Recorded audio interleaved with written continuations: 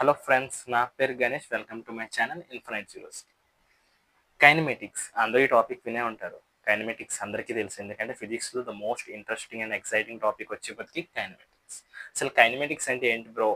మేము ఏవో ఎగ్జామ్లో ఏమైనా రాస్తున్నప్పుడు కానీ ఏదైనా చూస్తున్నప్పుడు కానీ బాగా కాంప్లెక్స్గా చూపిస్తారు. కైనమెటిక్స్ అనేది సింపుల్ టాపిక్, కానీ దీని మీద సమ్స్ కానీ ఏవైనా ఇచ్చినప్పుడు మాత్రం కాంప్లెక్స్గా ఉంటుంది మనకి. ఎందుకంటే మెయిన్ రీజన్ దానికి మనకు ఎందుకంటే మీరు కైనమెటిక్స్లో చూసుకున్న బోతికి సింపుల్, చాలా సింపుల్, కానీ అండర్స్టాండింగ్ ఉండాలి, deep understanding. First deep understanding అనేది కైనమెటిక్స్లో మనకు వచ్చే టాపిక్స్లో ఫస్ట్ రెస్ట్. ఇదేంటి బ్రో రెస్ట్ అంటున్నావు, పడుకున్నాము అదా రెస్ట్ అని అంటున్నారు? కాదు, రెస్ట్ అంటే ఇందులో వేరే టాపిక్. ఇక్కడ రెస్ట్ అంటే మోషన్ లేకుండా ఉంటాం, అంటే కదలడం కాకుండా ఉంటుంది కదా నిలకడగా ఒక స్థానం, అదేంటి రెస్ట్ అంటే. అండ్ నెక్స్ట్ వచ్చే టాపిక్ ఏంటంటే మోషన్.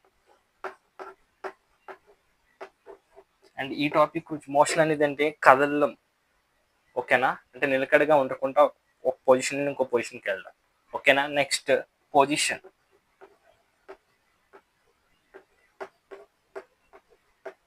పొజిషన్ అంటే ఏ ప్లేస్లో ఉందని ఎక్కడ పిన్ పాయింట్ చేయగలం కదా, అది పొజిషన్. అండ్ నెక్స్ట్ వచ్చేప్పటికి డైరెక్షన్. డైరెక్షన్ అనగా మనందరికీ తెలుసు, దిశ ఎటువైపు వెళ్తుందో చూపించేది, ఓకేనా? Rest, motion, position and direction. And ఇంకో కాన్సెప్ట్స్ వచ్చేప్పటికి మనకి ఏమంటాం, పర్స్పెక్టివ్. ఏమొస్తుంది? పర్స్పెక్టివ్ అనేది అవుట్ ఆఫ్ ది టాపిక్, అంటే ఇందులో ఉండే కానీ చాలా ఇంపార్టెంట్. దీనికి ఎంత ఇంపార్టెంట్ అంటే అది చాలా ఇంపార్టెంట్ టాపిక్ అనేది, పర్స్పెక్టివ్ అనేది. కాకపోతే మనకి ఇక్కడ ఏమనుకుంటాం, పర్స్పెక్టివ్లో మెయిన్ వచ్చేబోతికి ఇవన్నీ పర్స్పెక్టివ్లోనే మనం చూస్తాం. మీకు సింపుల్గా ఎగ్జాంపుల్ చెప్తాను. అసలు ఫస్ట్ రెస్ట్ అంటే ఏంటి, మోషన్ అంటే ఏంటి, దీని మీద ఫస్ట్ ఒక చిన్న కాన్సెప్ట్ మనకు అర్థమైతే సరిపోతుంది. పొజిషన్, అందులో డైరెక్షన్ పొజిషన్ కొంచెం నెక్స్ట్ టాపిక్స్కి వచ్చాక మనం ఫస్ట్ దీని 2 టాపిక్స్ మీద డీటెయిల్గా ఎక్స్ప్లెనేషన్ ఇస్తాను. అసలు రెస్ట్ అంటే దీంతో పాటు అసలు పర్స్పెక్టివ్ అంటే ఏంటో కూడా చెప్తాను. సపోజ్ ఇప్పుడు ఒక పర్సన్ ఉన్నారు, పర్సన్ ఏ అనే అతను ఇక్కడ ఉన్నారండి, పాయింట్ ఏ దగ్గర, ఓకేనా? టైం మనకు తెలుసు, టైం అంటే ఏంటి, వాచ్లో చూస్తాం ఆ టైం అయినా. సపోజ్ అలా అనుకోండి, ప్రస్తుతానికి టైం అనేది 0 అండి. ఇక్కడ స్టాప్ వాచ్లో టైం అనేది 0 దగ్గర ఇక్కడ ఉన్నారు, ఓకేనా? పాయింట్ లొకేషన్ అనేది నేను ఏం చెప్తాను, గ్రాఫికల్ రిప్రజెంటేషన్ చెప్తాను, ఎందుకంటే మనం మ్యాథ్స్ చదివే స్టూడెంట్స్ కాబట్టి కొద్దిగా అలా చూపించుకోవడం సరిపోతుంది. ఆరిజిన్ దగ్గర ఉన్నారనుకోండి, 0 and 0, ఓకేనా? ఇది ఏంటి 0 0 అనేది, ఓకే. టైం 0 దగ్గర ఇప్పుడు t=1 దగ్గర పర్సన్ అనే అతను, ఏ అనే పర్సన్ ఎక్కడికి వెళ్ళారు, కొంచెం స్టెప్ మూవ్ అయ్యి ఏ అనే పర్సన్ ఎక్కడికి వెళ్ళారు, 2, 0, ఓకే. ఇప్పుడు ఈ పొజిషన్ t=0 to t=1 మధ్యలో ఇతను ఏం చేశారు, ఓకే, కొంతమంది ఏమంటున్నారు, ట్రావెల్ చేశారంటున్నారు. ఓకే, ట్రావెల్ చేశారు. అది చేశారని చెప్పి దాన్ని ఏంటి మనం మోషన్ అంటాం, అలా జరుగుతున్నప్పుడు, అంటే కదిలినప్పుడు. అండ్ ఈ t=0 దగ్గర మనకి పర్సన్ అనేది ఎలాగున్నారు, ఇనిషియల్గా మనకి t ఓకే, సపోజ్ నేను ఇది తీస్తానండి, t=0 దగ్గర ఏ దగ్గర ఉన్నారు. ఇప్పుడు నేను అదే t=1 దగ్గర కూడా పర్సన్ అక్కడే ఉన్నారని చెప్పాను అనుకోండి, ఏ అనే పర్సన్ ఎక్కడ ఉన్నారు, 0, 0. అప్పుడు మీరు ఏమంటారు, పర్సన్ ఈజ్ నాట్ మూవింగ్, అక్కడే ఉంటున్నాడు, అంటే ఈజ్ ఎట్ ఎ రెస్ట్, అంటే అతను కదలడం లేదు, నిలకడగా ఒకే స్థానంలో ఉన్నారు అని చెప్తాను. దాన్ని మనం రెస్ట్ అంటామండి. మీకు ఇప్పుడు చెప్పాను అంటే ఏంటి, మనకి రెస్ట్ ఆర్ మోషన్ అనేది దేని మీద డిపెండ్ అవుతుంది, టైం మీద. అది దేని మీద, మనం ఒకే ఫ్రేమ్లో ఉన్నప్పుడు. అసలు ఫ్రేమ్ అంటే ఏంటి బ్రో, ఫ్రేమ్ ఏంటి, అసలు ఫ్రేమ్ అంటున్నావు, ఇప్పటి వరకు చెప్పిన టాపిక్లో నువ్వేమన్నా రెస్ట్ మోషన్ అన్నా, నువ్వేం టైం తీసుకొని వచ్చావు మధ్యలో, అండ్ నెక్స్ట్ ఫ్రేమ్ అంటున్నావు. ఓకే, మీకు ఈ కాన్సెప్ట్ ఇంకొంచెం బాగా డెప్త్గా చెప్తాను. అసలు ఫ్రేమ్ అంటే ఏంటి, మనకి కైనమెటిక్స్లో ప్రతి టాపిక్లో ప్రతి బేసిక్ కాన్సెప్ట్ని బాగా అర్థం చేసుకోవాలి. మోషన్ అంటే ఏంటి, రెస్ట్ అంటే ఏంటి, direction, position, time, speed, frame, relativity, ఈ కాన్సెప్ట్స్ అనేవి ఏంటంటే కొంచెం మనకి డెప్త్ అర్థం కావడానికి. మనకు వచ్చే సమ్స్ ఐఐటీలో అయినా దేనిలో అయినా ఇంకా ఎలాంటి మీద ఇస్తారండి. అసలు ఫ్రేమ్, ఇప్పుడు సపోజ్ ఫ్రేమ్ అనే దానికి ఎగ్జాంపుల్ చెప్తాను. ఫ్రేమ్ అంటే ఏంటి, ఇది బస్ అండి. ఒకవేళ లేదనుకోండి జస్ట్ ఇమాజిన్ చేసుకోండి బస్సులాగా, ప్లీజ్ ఏం అనుకోవద్దు.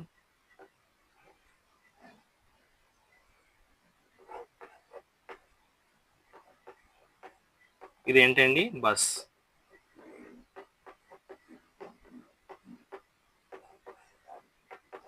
ఇది డోర్ అనుకోండి సపోజ్. ఓకే, ఇప్పుడు బస్సులో పర్సన్ ఏ ఉన్నారండి, ఇదిగోండి ఇలా డైరెక్షన్ తీసి ఏమంటాను ఏ అంటారు, ఇతను పర్సన్. ఓకేనా.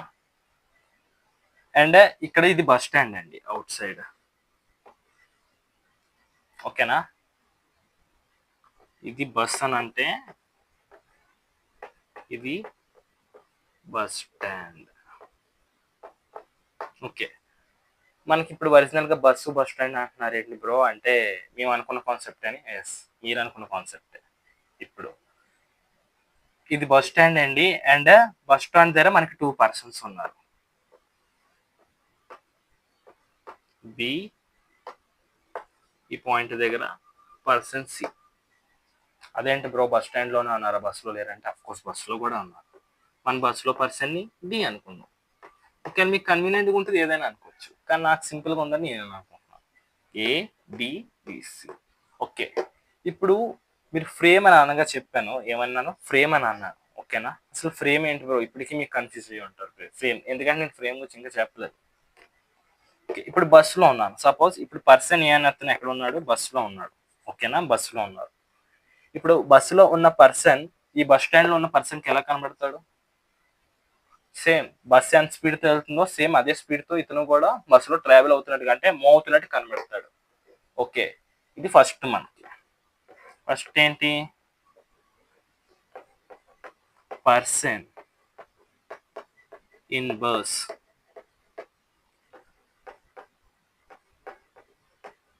appear in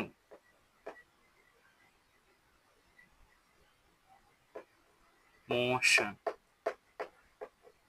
to person in bus stand. Bus stand లో ఉన్న పర్సన్స్ కి ఎలా కనబడతారు, బస్సులో ఉన్న వాళ్ళు ఒక డైరెక్షన్ తో ఫార్వర్డ్ గా వెళ్తున్నట్టు కనబడతారు, బస్ ఏ డైరెక్షన్ వెళ్తే ఆ డైరెక్షన్ లో. ఓకేనా. ఇప్పుడు ఓకే, మనం బస్ స్టాండ్ లో ఉన్న వాళ్ళకి మనం ఎలా కనబడతాం, ఈ డైరెక్షన్ లో మూవ్ అవుతున్నట్టు కనబడుతున్నాం. ఇప్పుడు కాన్సెప్ట్ ఏంటి, బస్సులో ఉన్న పర్సన్ మనం ఎలా కనబడతాం. ఓకే, ఇప్పుడు బస్సులో ఉన్న పర్సన్ మనం ఎలా కనబడతాం, ఇప్పుడు ఆటోమేటిక్ గా బస్సు ఇటు వెళ్తుంది, మనం అనుకుంటాం బస్సులో వెళ్తున్నప్పుడు మనకి ఎలా కనబడతారు, అందరూ ఎక్స్పీరియన్స్ చేస్తున్నప్పుడు ఏదైనా బయట ఉన్న పర్సన్స్ కానీ ఏదైనా ఎనీ ఐటమ్ కానీ ఏదైనా బస్ స్టాండ్ అవ్వచ్చు, ఏదైనా షాప్ ఏవైనా ఉంటాయి కదా రోడ్ స్ట్రీట్ దగ్గర రోడ్ సైడ్ ఉంటాయి, అవన్నీ ఎలా కనబడతాయి, బస్సుకి ఆపోజిట్ డైరెక్షన్ లో మూవ్ అవుతున్నట్టు కనబడతాయి. అంటే బస్సులో ఉన్న పర్సన్ కి ఈ బస్ స్టాండ్ లో ఉన్న వాళ్ళు ఎలా కనబడతారో బస్ స్పీడ్ తోనే రివర్స్ లో వెళ్తున్నట్టు కనబడతారు. ఓకేనా. ఇది ఎందుకు ఎలా కనబడుతుందో చెప్తాను. నెక్స్ట్ మనకి 2 కేసెస్ అయ్యాయండి ఇక్కడ. ఫస్ట్ పర్సన్ కి ఇలా కనబడతాం, సెకండ్ ఎలా కనబడతాం,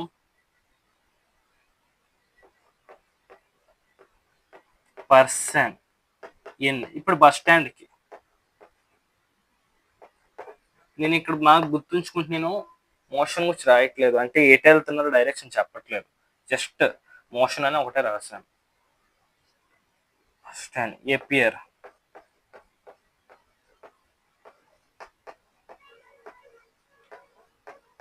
మోషన్ టు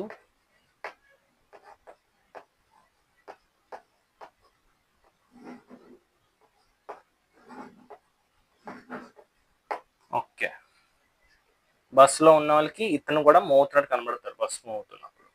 ఓకే బ్రో, ఇప్పుడు కూడా కొంచెం డౌట్ గా ఉంది, ఫ్రేమ్ అన్నారు కానీ మీరు చెప్పింది యాక్చువల్ గా జరుగుతుంది కానీ అసలు ఫ్రేమ్ అంటే ఏంటి.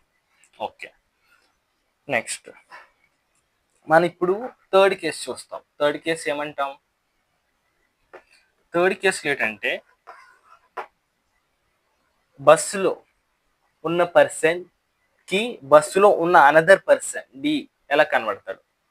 మీరు ఒక బస్సులో వెళ్తున్నప్పుడు నెక్స్ట్ పర్సన్ మీతో ఉన్నప్పుడు మీకు ఎలా కనబడతారండి, బస్సులో ఉన్నప్పుడు రెస్ట్ లో ఉంటారు. ఓకేనా.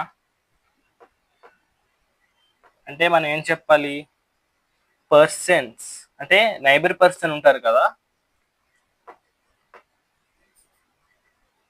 అంటే నెక్స్ట్ పర్సన్ బస్కిలో ఉన్న మన కో పాసెంజర్,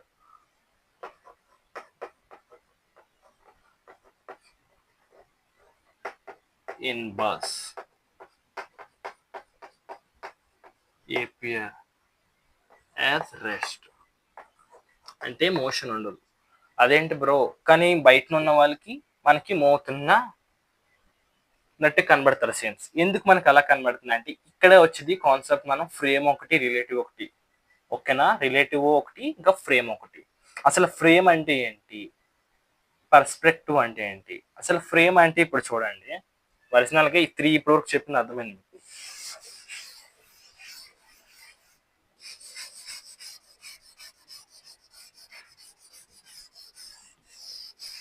ఇక్కడ నాకు 2 ఫ్రేమ్స్ ఉన్నాయండి.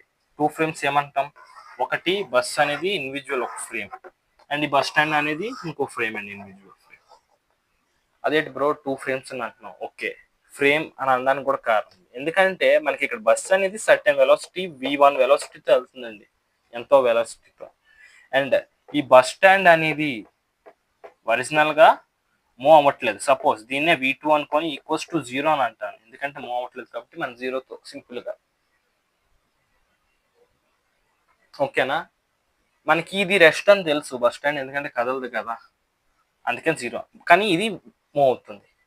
ఇప్పుడు పర్స్పెక్టివ్ అనేది ఎందుకు అవుతుందంటే, పర్స్పెక్టివ్ అనేది మనం చూసే బట్టి ఉంటుంది, ఎవరైతే చూస్తున్నారని అంటే అబ్జర్వర్ మీద ఉంటుంది. ఇప్పుడు ఇక్కడ ఉన్న అబ్జర్వర్ కి మనకి ఇదంతా బస్ స్టాండ్ లో ఉన్న పర్సన్ కి ఎంత స్పీడ్ తో మూవ్ అవుతుంది, v1 మైనస్ v2 స్పీడ్ తో వెళ్తుంది, అంతే కదా, ఓకేనా, అంత స్పీడ్ తో మనకి వెళ్తుంది. ఇప్పుడు నెక్స్ట్ వీళ్ళకి ఎలా కనబడుతుంది, opposition v2 minus v1 speed తో వెళ్తున్నట్టు మూవ్ అవుతుంది బస్సులో ఉన్న వాళ్ళకి, ఓకేనా. దీనే రిలేటివ్ అంటామండి మన కాన్సెప్ట్, ఓకేనా. అందుకే మనం ఒక 2 పర్సన్స్ రోడ్డు మీద బండి మీద వెళ్ళాము అనుకో, ప్యారలల్ గా వెళ్తున్నాము, ఒక పర్సన్ v1 స్పీడ్ తో, ఇంకో పర్సన్ v2 స్పీడ్ తో వెళ్తున్నారు, ఓకేనా, బండ్ల మీద ప్యారలల్ గా ఒకే డైరెక్షన్ లో వెళ్తున్నారు. అప్పుడు మనకి ఎలా అనిపిస్తుంది, అటేపు ఉన్న పర్సన్ ఈ స్పీడ్ తో వెళ్తున్నారని ఎవరికి తెలుస్తుంది, v1 v2 అనేది గ్రౌండ్ రిఫరెన్స్ లో ఉంటారు చూసారా, అంటే ఎక్కడ బస్ స్టాండ్ కానీ సైడ్ ని కానీ, అంటే రెస్ట్ లో ఉన్న పర్సన్ కనిపిస్తుంది.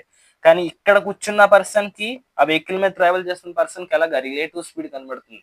అంటే రిలేటివ్ స్పీడ్ అంటే ఏంటి, దాని స్పీడ్ అంటే ఆ పర్సన్ ఉన్న స్పీడ్ మైనస్ నెక్స్ట్ పర్సన్ ఎవరు ఉన్నారు కదా ప్యారలల్ గా నడుస్తున్నారు అది, ఆ స్పీడ్, అది రిలేటివ్ స్పీడ్ గా కలుస్తుంది. అందుకే మీరు చూసుంటారు, ఒక 2 ట్రైన్స్ సేమ్ డైరెక్షన్ లో వెళ్తున్నప్పుడు మనకి ఆ ట్రైన్ చాలా స్లో కనబడుతుంది, ఎందుకు, రిలేటివ్ వెలాసిటీ అనేది తక్కువ, ఓకేనా. v1 మైనస్ v2 అనేది ఆ టైం దగ్గర తక్కువ, ఎందుకు, రెండు ఒకే డైరెక్షన్ లో ఉన్నాయి కాబట్టి. అదే 2 ట్రైన్స్ ఆపోజిట్ గా ట్రావెల్ అయితే ఇక్కడ మనకి చాలా స్పీడ్ గా మూవ్ అవుతున్నట్టుగా ఉంటుంది, ఎందుకు, ఒక ట్రైన్ డైరెక్షన్ అనేది ఇటు ఉందండి, అండ్ ఇంకో ట్రైన్ డైరెక్షన్ అనేది ఏంటి ఆపోజిట్ లో ఉంది, అందుకని ఆపోజిట్ లో ఉంటే ఏం రాస్తాం, మైనస్ అని పెట్టాలి, ఇది డైరెక్షన్. ఈ మైనస్ అనేది ఏంటి, మనకి డైరెక్షన్ అనుకోండి, ఓకేనా. ప్లస్ మైనస్ కి ఫిజిక్స్ లో చాలా ఇంపార్టెన్స్ ఉంటుంది, డైరెక్షన్ డిసైడ్ చేస్తాయి కాబట్టి, వెక్టర్స్ లో మెయిన్ కాన్సెప్ట్స్, ఓకేనా. v1 v2. ఇప్పుడు ఈ పర్సన్ ఈ ట్రైన్ మీద ఉన్న పర్సన్ కి సెకండ్ ట్రైన్ ఉన్న స్పీడ్ ఎలా కనబడుతుంది, v1 minus of minus v2, ఓకేనా. అంటే ఎలా కనబడుతుంది అండి, v1 ప్లస్ v2 అంత స్పీడ్ తో కనబడుతుంది. అందుకే మనం ఒక ట్రైన్ మీద వెళ్తున్నప్పుడు ఆపోజిట్ డైరెక్షన్ లో వెళ్తున్న ట్రైన్ చూస్తే చాలా ఫాస్ట్ గా వెళ్తున్న, ఎక్స్ప్రెస్ స్పీడ్ లో వెళ్ళిపోతుంది అన్నట్టు కనిపిస్తుంది మనకి, స్లోగా వెళ్ళిన.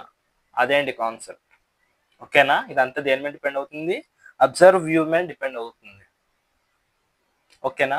రెస్ట్ అండ్ మోషన్, ఈ టాపిక్స్ మీద కొంచెం వెబ్ బ్రౌజింగ్ చేసి కొంచెం ఇంకా అండర్స్టాండ్ చేసుకోండి, ఎందుకంటే నేను చెప్పిన డెప్త్ బేసిక్ గా అర్థమవుతుంది, కానీ ఇంకా డెప్త్ ఉంటుంది రెస్ట్ అండ్ మోషన్ అనేది.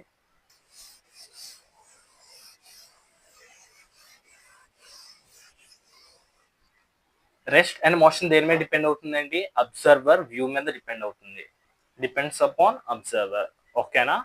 ఈ రోజుకి రెస్ట్ అండ్ మోషన్. నెక్స్ట్ ఎపిసోడ్లో మనకి వెక్టర్స్ అంటే ఏంటి అవి కూడా చెప్తాను. ఓకేనా? Thank you.